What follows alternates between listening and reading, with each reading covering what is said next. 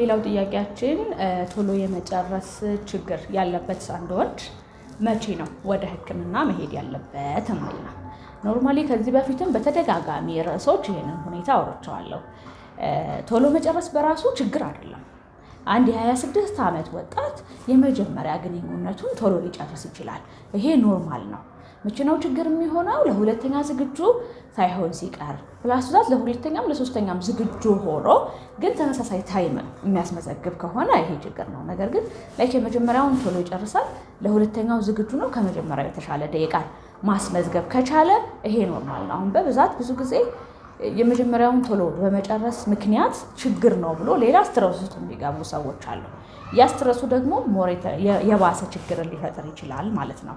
ነገር ግን አንድ የ26 ዓመት ወይም ደግሞ ሴክሹዋል ላይፉ ኦን ኦፍ የሆነ ሰው ቶሎ መጨረስ በመጀመሪያው ይሄ ኦብቪየስ ነው፣ በቃ ኖርማል ይፈጠራል ማለት ነው። ለሁለተኛ ዝግጁ መሆን መቻል አለበት። ለሁለተኛው ከመጀመሪያው የሁለተኛው ደቂቃ የተሻለ መመዝገብ አለበት።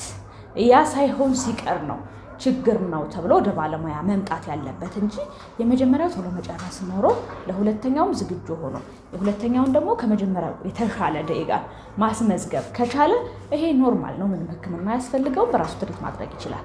ነገር ግን እነዚህ ሁኔታዎች ሳይፈጠሩ ሲቀሩ ቶሎ መጨረስ አለ ሊባል ይችላል። እሱ ወደ ባለሙያ መምጣት ወይም ደግሞ ሕክምና ማግኘት ይኖርበታል ማለት ነው።